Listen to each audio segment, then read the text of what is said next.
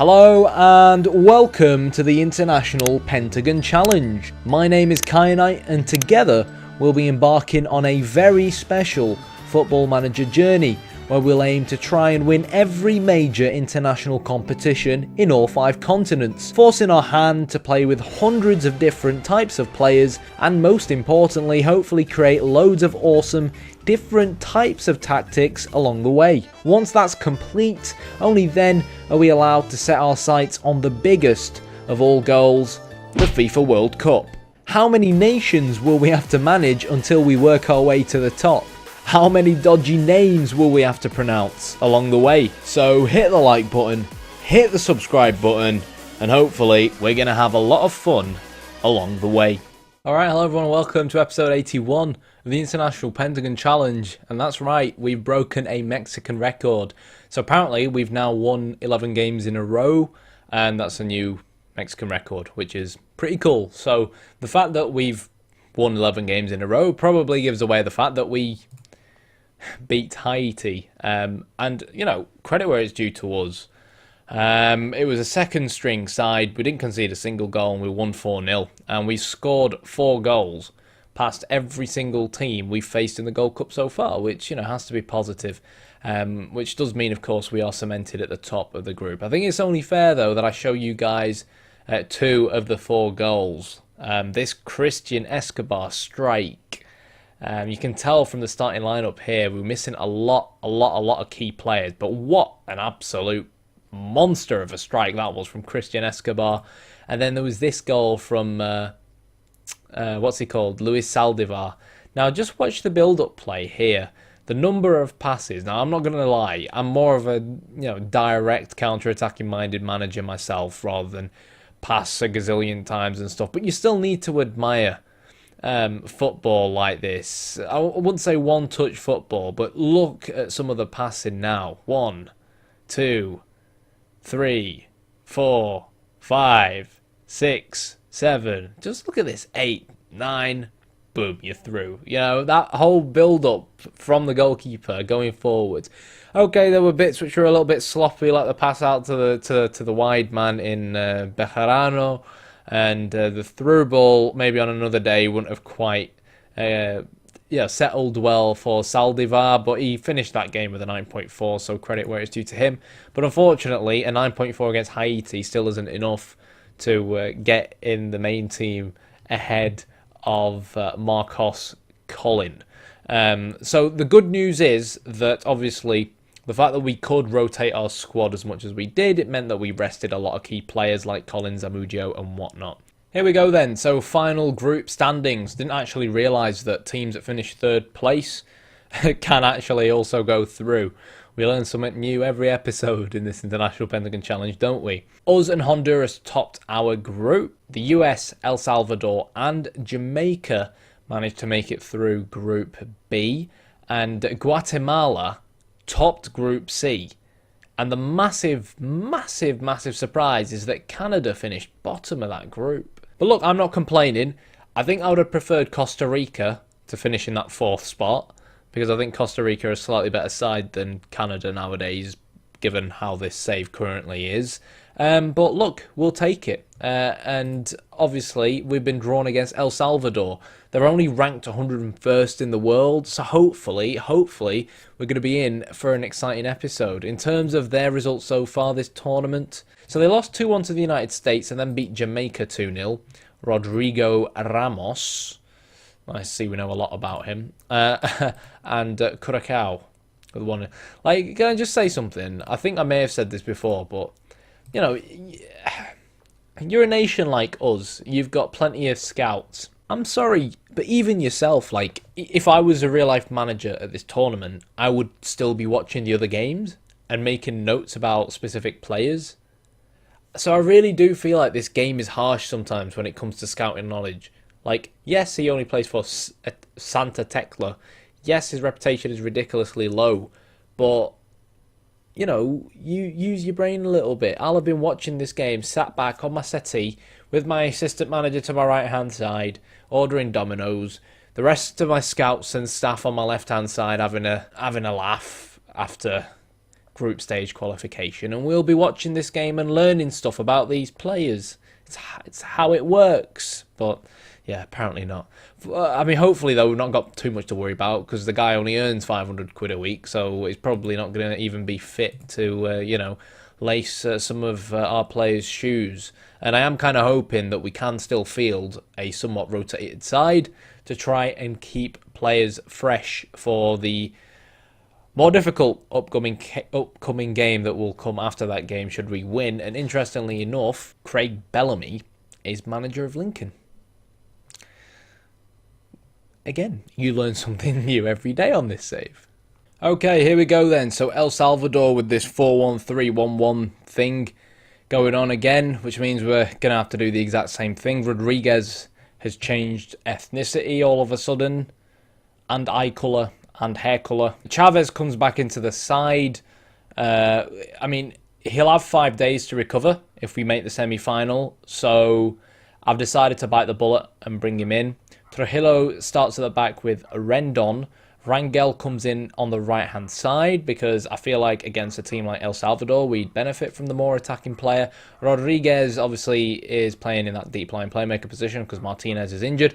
Escobar, after that strike, for me deserves to stay in the side along with Saldivar, which means that obviously other key players like I can't remember his name, and Marcos Collin stay on the bench, trying to keep him nice and fresh. We can bring them on if we need to, and Ruiz starts up front next to Iturbe. I am kind of hoping we can do a bit of a smash and grab here, and book ourselves a place in the semi-final. Here we go then. National anthems have been sung and things have been said, and it's time for the opposition instructions to try and kill the injured striker.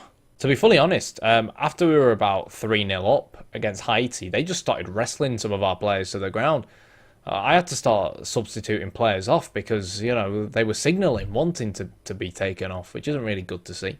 In terms of what we know, really, about this El Salvador side, they like to play a technical game. They're going to look to try and retain possession as well as they can. They're also very quick starters as well, which is why we really start off on with retained possession on ourselves and a more standard mentality. We don't want to take too many risks early on because I know what El Salvador are trying to do here. Their game plan is try and nick an early goal and then take it from there. Lovely ball forward to Ruiz, and I'm pretty sure his first goal in the tournament was 1 minute 29 seconds in, and he's just done the exact same thing there. So that's a lovely ball from Chavez. Great vision from the left back. Good tackle there from Zamudio as well. And can we go on to make it 2? In terms of the combined age between some of these players, go on Rodriguez has 17 passing. He should have really spotted that from Chavez. In terms of combined age of some of these players, I think we just saw a 33-year-old play the ball forward towards Ruiz, who I think is 30. Oh, go on, finish now. I think is 32. So it just goes to show that sometimes, especially international management, old can be gold. You can see how high, actually, the El Salvador wing-backs are pressing. It does, at times, seem like they have more players in midfield than we do, even though, really, our formations do match up pretty well against each other. So, yeah. But as things currently stand, as a result of that, they're playing a relatively high line. We're able to play direct balls behind their back four, and it is causing them problems. We do have to be careful from these types of set pieces, though, where teams like this can make us pay. So there's another free kick. So I do feel like we're giving away too many free kicks. So I am going to take get stuck in off. I think right now we no longer need to necessarily aim to retain possession, and we're now going to look to not exploit that flank, but exploit the right flank, take advantage. Actually, Chavez has made some decent runs forward. We'll leave both of them turned on. See if we can get the fullbacks into play a little bit better. Don't stop, referee.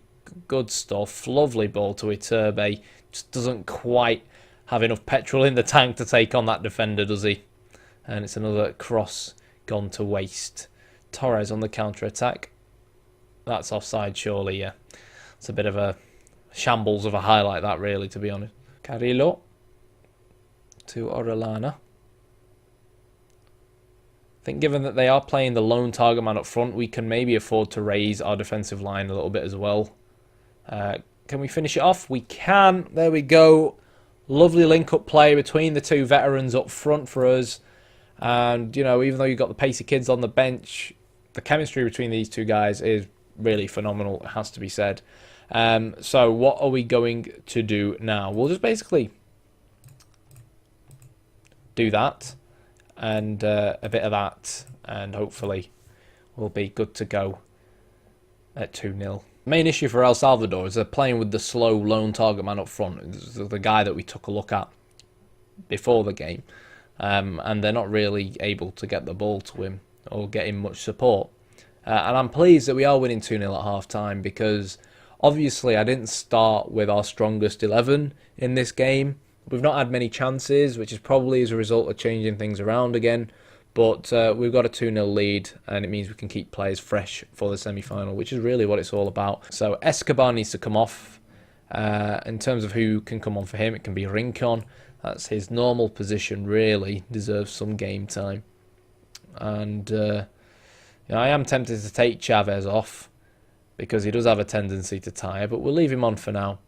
In terms of other kind of starting players, Rendon, you know what? We'll take Rendon off and let Lucio have a bit of a run around at centre-back as well. So Chavez tries to throw the ball to Ruiz. Rodriguez picks it up and finds Rincon, who threads it through to Rangel.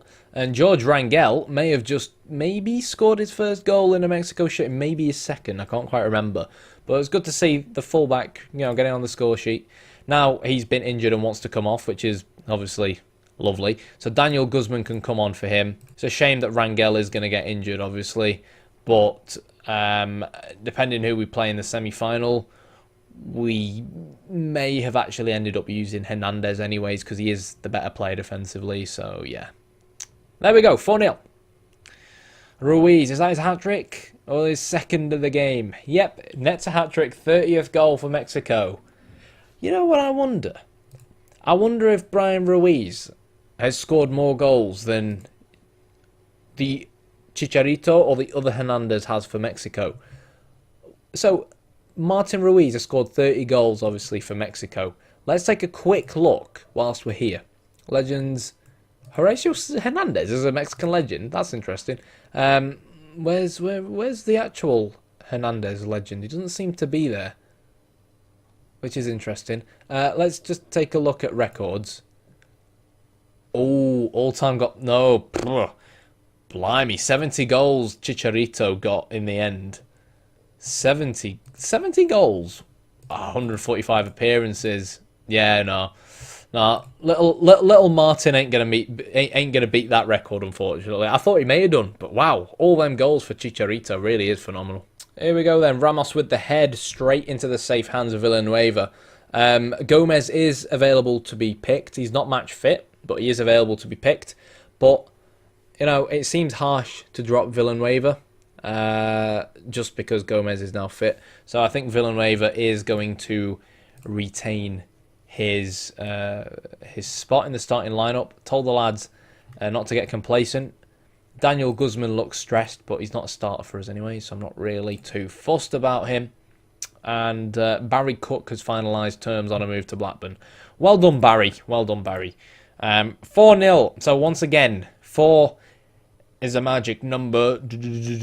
So we're going to be against Trinidad and Tobago or Honduras in the semi-final, which again suits me just fine, especially Honduras. Well, in fact, either of them, because we beat Honduras 4-2 in our group game, and we beat Trinidad and Tobago 4-1 away from home in the build-up to this tournament. So I feel like we can basically knock anyone out who comes our way. So let's find out who we are going to end up facing. Guatemala have beat Jamaica. Nigeria want kyanite. Oh, we've broken the record again. I mean, with all due respect, Nigeria,